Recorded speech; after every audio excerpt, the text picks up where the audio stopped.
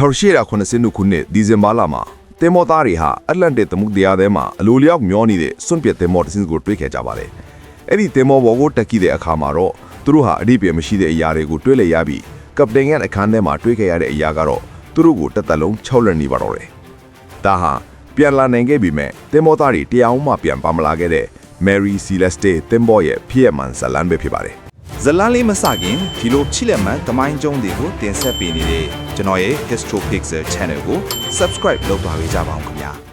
ပြီးတော့အဲ့ဒီလိုဖြစ်ရတဲ့အကြောင်းရင်းကတင်လို့ထင်ထားရတဲ့ပို့ပြီးတော့ကြောက်စရာကောင်းနေနိုင်ပါတယ် British တင်မော ဒီ Gracia ဟာပေါ်တူဂီနဲ့ Gibraltar ကြားမှာခီးနေနေတုန်းတင်မောတော်တွေဟာထူးဆန်းတဲ့အရာတစ်ခုကိုတွေ့လိုက်ရပါတယ်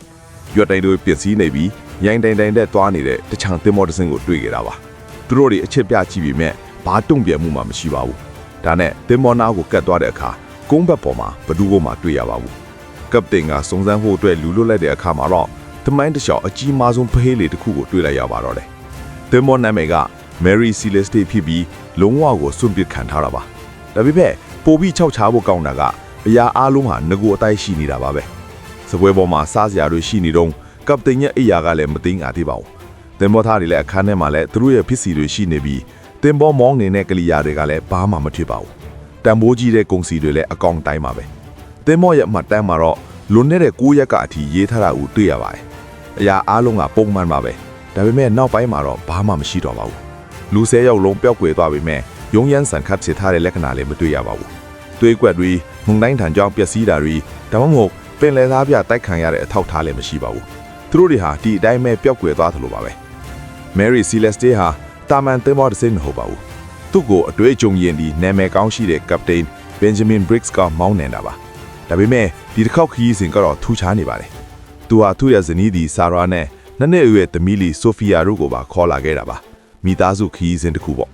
အတွေ့အကြုံရှိတဲ့တင်မောသား9ယောက်လည်းပါပါတယ်စုစုပေါင်းလူ10ယောက်ဟာဘာအစအနမှမကြံပဲပျောက်ကွယ်သွားခဲ့တာပါ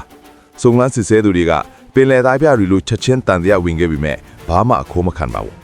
ကုန်စီဒီတင်ဒေါ်လာထောင်ကြီးတန်ပါတယ်တန်ဖိုးကြီးတဲ့ပစ္စည်းတွေလည်းကျန်နေခဲ့ပါတယ်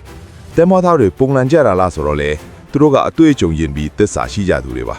မုန်တိုင်းလားဆိုတော့လေတင်မောကပျက်စီးမှုနည်းနည်းပဲရှိပြီးပင်လယ်ထဲသွားနိုင်တဲ့အခြေအနေမှာရှိနေပါသေးတယ်စားစရာတွေကလည်းပကံထဲမှာရှိနေတော့မှာပဲဒီချက်တွေကဘာကိုမှရှင်းမပြနိုင်တာကြောင့်စုံစမ်းစစ်ဆေးသူတွေဆက်ပြီးရှာဖွေတဲ့အခါမှာတော့ပိုပြီးထူးဆန်းတဲ့အရာတစ်ခုကိုတွေ့လိုက်ရပါတော့တယ် Mary Celeste ပေါ်မှာစက်မှုထုံအရက်ပြန်ပြပါပေါင်း1900တင်းဆောင်လာတာဖြစ်ပြီးဒါဟာတန်ဘူးကြီးသလိုအန်ဒယ်လည်းအရင်များပါတယ်ကုံလောင်ရောင်ကိုစစ်ဆေးတဲ့အခါမှာတော့ပြပါ9ခုဟာလုံးဝကိုအားနေပြီးရုပ်စည်းနေတာကိုတွေ့ရပါတယ်စက်မှုထုံရက်ပြန်တွေဟာအနက်မရှိမမြင်ရတဲ့အငဲ့တွေကိုထုတ်လွှင့်ပြီးမိခွားလေးတစ်ခုတည်းနဲ့ပေါက်ကွဲနိုင်ပါတယ်ဒါကိုကပတိန် Benjamin Briggs ကကောင်းကောင်းသိထားတာပါအဲ့ဒီနောက်ဆုံးအချိန်မှာဘာဖြစ်ခဲ့လဲဆိုတာကိုစုံစမ်းစစ်ဆေးသူတွေကအခုလိုယူဆထားတာပါရက်ပြန်တွေရုပ်စည်းပြီးအငဲ့တွေဟာကုံလောင်ရောင်ထဲမှာပြည့်နေတာပါအဲ့ဒီနေ့ကရာသီဥတုကလည်းပုံမှန်နဲ့ပိုနေတော့ဖျားတွေကပိုပြီးများလာတာပါကပတိန်ကသွားစစ်ဆေးတဲ့အခါရုပ်စည်းနေတာကိုတွေ့သွားပါတယ်အငဲ့တွေပြည့်နေတာကိုတီးလိုက်တဲ့အခါမှာသူဟာစကန်ပိုင်းတွေမှာပဲဆုံးဖြတ်ချက်တစ်ခုချလိုက်ပါတယ်ပောက်ကွဲတော့မယ်လို့ထင်တော့သူ့ရဲ့ဇနီးဒီဆာရာနဲ့သမီးလေးဆိုဖီယာတို့ကိုအရေးကြီးလွှဲတဲ့လွှဲငယ်လေးပေါ်ချက်ချင်းတက်ခိုင်းလိုက်ပါတယ်အဝတ်စားဒီစားစရာတွေတောင်ယူဖို့အခြေမရလိုက်ပါဘူးသူတို့ဟာလွှဲငယ်ကိုတင်မောနဲ့ကျိုးတစ်ကြောင်းနဲ့ချီပြီးဘေးကိုင်းနဲ့အကွာအဝေးကလည်းစောင့်ကြည့်ဖို့လုပ်ခဲ့ကြပါတယ်ဒါပေမဲ့အတ္တလန်တစ်သမုဒ္ဒရာကညသားမှုမရှိပါဘူးမုန်တိုင်းတစ်ခုတိုက်လိုက်တဲ့အခါကျိုးပြတ်သွားပြီးလူဆဲရောက်ပါတဲ့လွှဲငယ်လေးဟာသမုဒ္ဒရာထဲကိုမျောပါသွားတော့ပါတယ် Mary Celeste ကတော့လူမရှိတစ်စိတ်စွာနဲ့ပဲပင်လယ်ထဲမှာဆက်ပြီးခီးနေခဲ့တာပါတင်မောကြီးကတော့ပြန်လာခဲ့ပြီမဲ့လူတွေကတော့ဘယ်တော့မှပြန်မလာနိုင်ခဲ့ပါဘူး